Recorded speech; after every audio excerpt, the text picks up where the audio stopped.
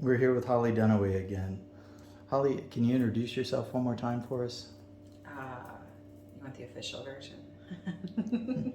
Let's go unofficial this time. Unofficial? Okay. The official is going to be more fun. Okay, so yeah, I'm a pro boxing world champion, and I've dabbled in the fetish world as far as fighting for the last decade. I've just tried cat fighting and submission wrestling and pro style wrestling, and yeah, just I like to scrap. So you're going to tell us a little bit about session wrestling and what that is. Yeah, so I got started in that just a couple of months after I started wrestling. I started out wrestling girls and doing cat fighting against girls, and I was wrestling one girl, and she was telling me about sessions and what it was. I had been hit up about doing sessions before, back when I was just strictly a pro boxer. And I always thought it was something else, because everybody would be like, oh, you want to meet me in a hotel room and we'll roll around together? And I'm like, yeah, I know what that is. So I just, I didn't respond to that stuff. And then, yeah, my friend that I got into wrestling, she was the first one who taught me how to do a choke and a scissor. And she was like, no, it's not like that. She's like, actually, you can't even do that.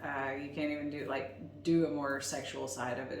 It makes it illegal. And so I was like, okay, how's it go down? And she's like, oh, they just, you go on these two websites, sessiongirls.com and wb270.com, and just create a profile. It's websites for women who fight men.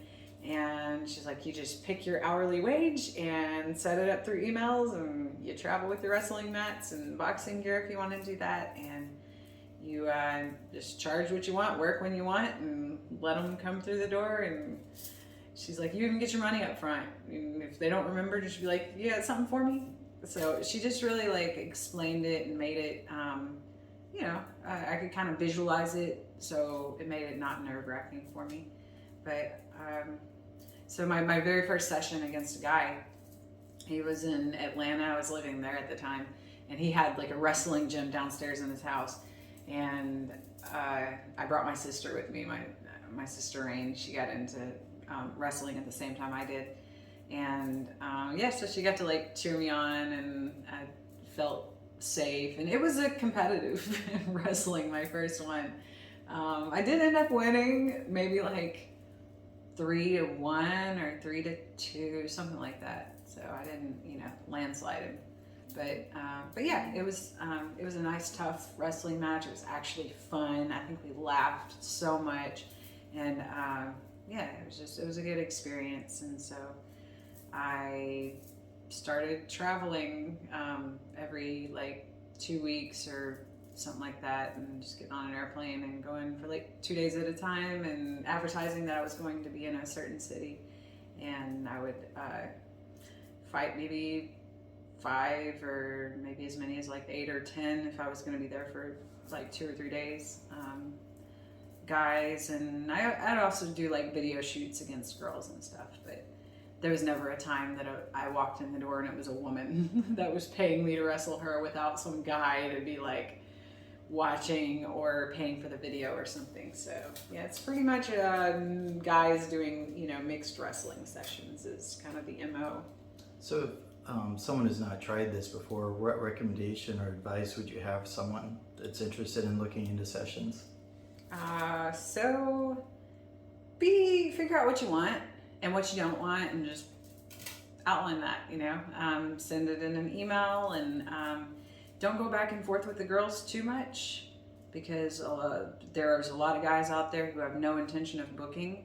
And if you want the girl to be serious about setting up the session with you, the main things you need to focus on is what you do and don't want in the session, location, money, and timing. Set it up. When could we be in the same place at the same time? And let's do evenings or afternoons or weekends work for you. Just be trying to close the deal, because the girls, they get a lot of this is popular. There's 2,000 girls on just WB270 that are doing this, that are active right now, that are, I mean, worldwide, but still, it's popular, even though it's kind of underground and people don't really talk about it because, it's nobody's business. But yeah, just the girls don't really want to waste time with guys who just want to talk about the fetish. That doesn't really make them any money. They're usually making like $200 to $400 an hour, depending on their experience level. And so just be trying to close the deal, I guess. Given your background and experience, are most people that session with you, are they fairly nervous when they meet you? Yeah, somewhat. Not all, especially not on repeats, because once we've met and they see like I'm just kind of a normal person, and I'm able to like let ego go, and unless like I still have a little ego for dominating and rubbing it in and all the trash talk, and you got to hang on to some ego for things when it comes in handy, but I'm also able to, like, in between rounds, just act like I've known people forever. I'm just I'm really like just comfortable with strangers because I was raised like far away from strangers, and or far away from humans, really. And so, yeah, anytime I got to encounter a human, I was really excited about it. I didn't take it for granted, living in the middle of nowhere. So it's translated into my adult life also. What are elements that make it fun for both you and the person sessioning?